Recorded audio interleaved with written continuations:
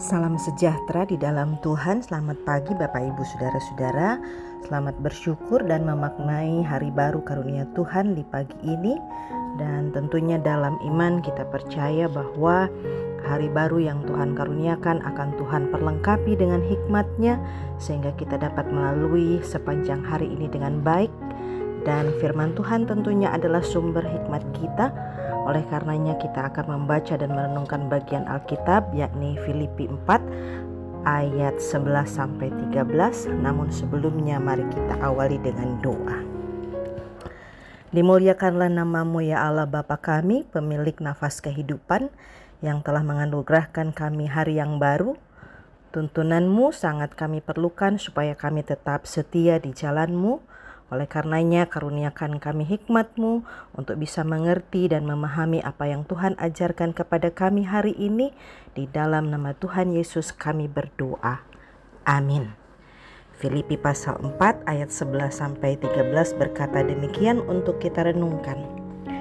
Kukatakan ini bukanlah karena kekurangan, sebab aku telah belajar mencukupkan diri dalam segala keadaan. Aku tahu apa itu kekurangan dan aku tahu apa itu kelimpahan.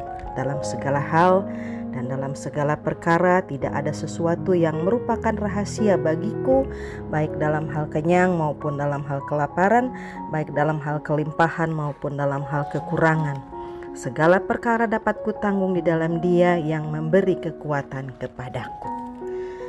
Bapak Ibu saudara-saudara yang dikasih Tuhan, mengucap syukur dalam kondisi hidup yang serba baik tentunya setiap orang juga bisa. Namun tidak semua orang bisa bersyukur dalam kondisi serba kekurangan. Banyak orang mengatakan itu sulit. Bahkan terkadang muncul kalimat apanya yang harus disyukuri.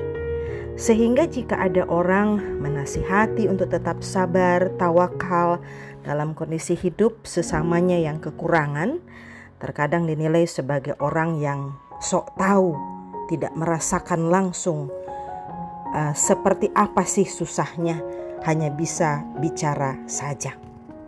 Bapak Ibu Saudara-saudara, hari ini kita belajar dari Rasul Paulus mengapa orang Kristen harus bersyukur dalam segala keadaan atau segala kondisi hidup. Pertama, Rasul Paulus menasihati karena ia sudah mengalaminya sendiri. Ia mengalami kesusahan hidup termasuk saat ia sedang dalam penjara. Kedua, mengapa ia kuat dan mampu bersyukur? Karena ukuran kepuasan hidupnya tidak ditentukan oleh apa yang dimiliki dan tidak dimilikinya. Oleh karenanya, apapun bentuknya berkat Tuhan, Paulus terima dengan sukacita. Bapak Ibu saudara-saudara yang dikasih Tuhan, karakter ini tentunya sangat berbeda dengan manusia pada umumnya zaman sekarang, di mana kepuasan hidup ditentukan oleh apa yang dimiliki dan tidak dimiliki, sehingga manusia cenderung tidak puas, serakah, bahkan menggunakan cara apapun asalkan punya banyak lebih. Benar bahwa hidup setiap orang tentunya dibarengi dengan keinginan, termasuk keinginan untuk bisa memenuhi kebutuhan hidup sehari-hari. Dan benar juga bahwa seringkali keinginan kita sebagai manusia sulit untuk bisa dikontrol. Yang akhirnya bukan kita yang mengontrol keinginan, tapi keinginanlah yang mengontrol kita. Kita menjadi lupa cara mana Tuhan yang Tuhan mau. Kita menjadi lupa bersyukur karena kita selalu merasa tidak atau belum cukup, belum puas. Kita menjadi lupa bahwa tidak semua keinginan kita itu benar, baik, malahan bisa saja membawa pada perbuatan dosa. Bapak Ibu saudara-saudara yang dikasih oleh Tuhan, dari Rasul Paulus kita bisa menarik kesimpulan beberapa hal. Pertama, berkat dalam bentuk apapun, dalam jumlah berapapun, semuanya dari Tuhan. Itu berarti harus kita syukuri dan kita kelola dengan benar. Dua, memiliki keinginan itu tidak salah. Yang salah adalah jika keinginan itu sudah bertentangan dengan kehendak Tuhan. Ketiga, kita memang dalam hidup kita memang terkadang menghadirkan penderitaan. Apalagi jika fakta hidup kita tidak sesuai dengan keinginan kita.